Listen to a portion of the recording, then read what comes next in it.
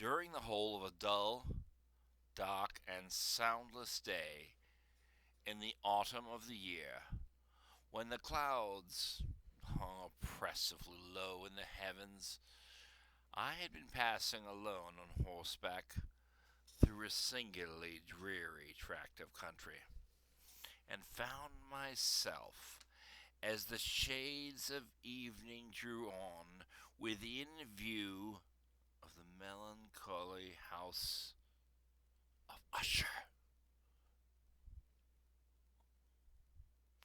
Mr. William Stendhal paused in his quotation. There, upon a low black hill, stood the house, its cornerstone bearing the inscription 2036 AD. Mr. Bigelow, the architect, said, "It's completed.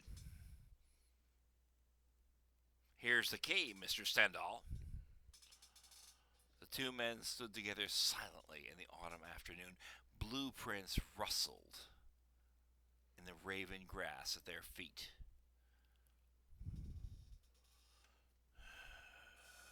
"The house of Usher," said Stendhal with pleasure. "Planned, built, bought, and paid for. Wouldn't Mr. Poe be delighted?" Mr. Bigelow squinted. Is it everything you wanted, sir?" "Yes." "Is the color right? Is it desolate and terrible?" "Very desolate. Very terrible." "So are the walls bleak?" "Amazingly so." "The tarn, is it black and lurid enough?" "Most incredibly black and lurid." "And the sedge, we've dyed it, you know. Is it the proper gray and ebon?" "Hideous." Mr. Bigelow consulted his architectural plans. From these he quoted in part. Let's see. Does the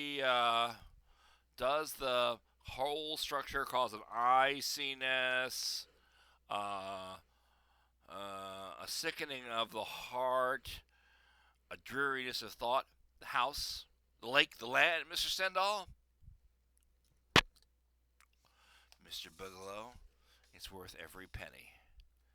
My God, it's beautiful." "Well, thank you. I had to work in total ignorance. Thank the Lord you had your own private rockets, or we'd never been able to get this stuff through. You notice it's always twilight here. This land, always October, sterile, barren, and dead. It took a bit of doing. We killed everything. 10,000 tons of DDT. Not a snake, frog, or Martian fly left. Twilight always, Mr. Stendhal. I'm proud of that. There are machines hidden which blot out the sun. Um, it's always properly dreary. Stendhal drank it in. The dreariness, the oppression, the fetid vapors, the atmosphere, so delicately contrived and fitted. And that house, the crumbling horror, the evil lake, the fungi, the extensive decay, plastic or otherwise. Who could tell? He looked at the autumn sky. Somewhere above, beyond, far off was the sun. Somewhere it was the month of April on the planet Mars, a yellow month with a blue sky. Somewhere above, the rockets burned down to civilize a beautifully dead planet. The sound of their screaming passage was muffled by the soundproof world, this ancient autumn world. Now that my job's done, said Bigelow uneasily, I feel free to ask what you're going to do with all this. With Usher? Haven't you guessed? Does the name Usher mean nothing to you? Mr. Bigelow shook his head. Of course, Stendhal snorted delicately, a combination of dismay and contempt. How could I expect you to know blessed Mr. Poe? He died a long while ago, before Lincoln. All of his books were burned in the Great Fire. That was 30 years ago now. 2006. Ah, said Bigelow, one of those. Yes, one of those, Bigelow.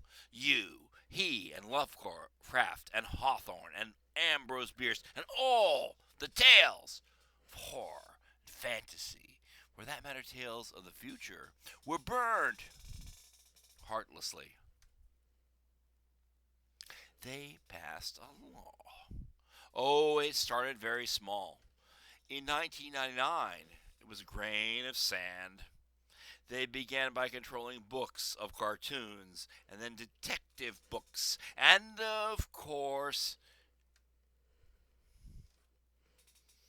films, one way or another, one group or another, political bias, religious prejudice, union pressures.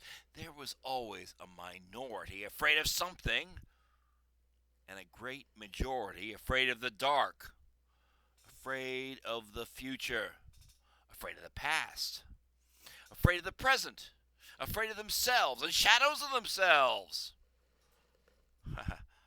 I see. Afraid of the word politics, which began to become a synonym for communism among the more reactionary elements, so I hear. And it was worth your life to use the word.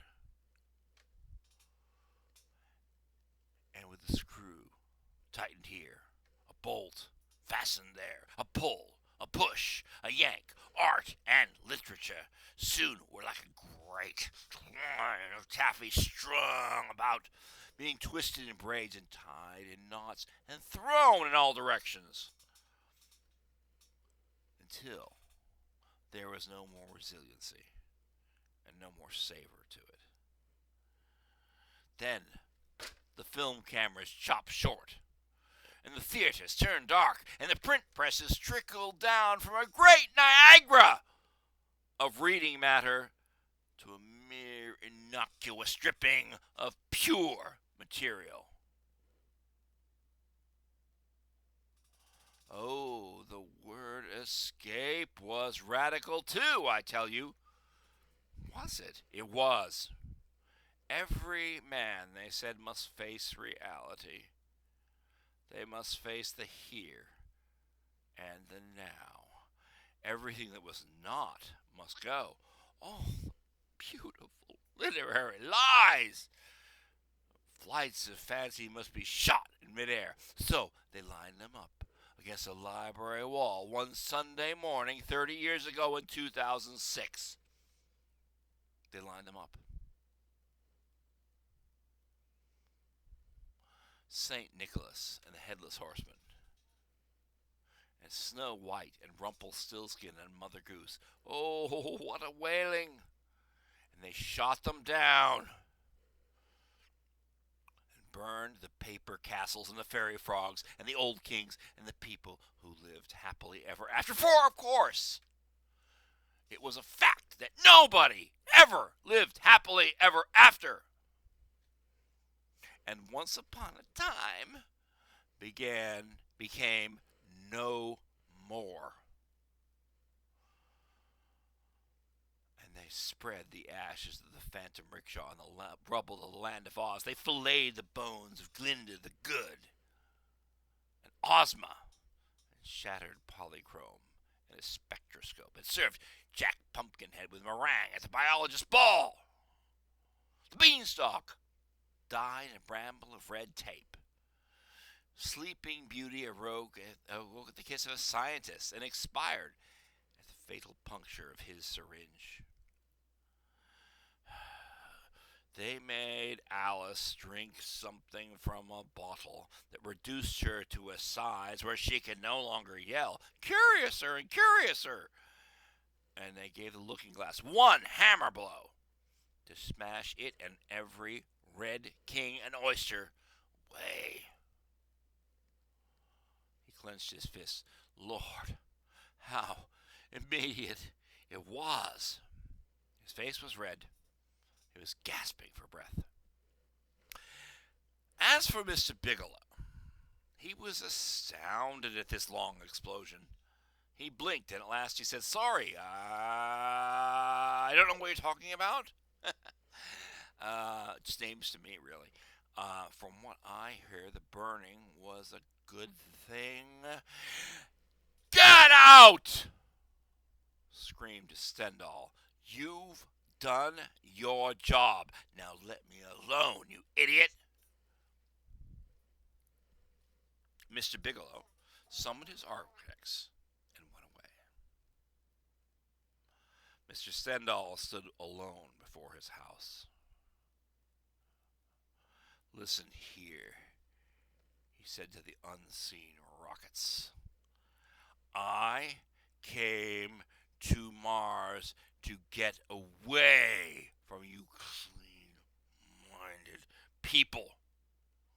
But you're flocking in thicker every day, like flies to offal.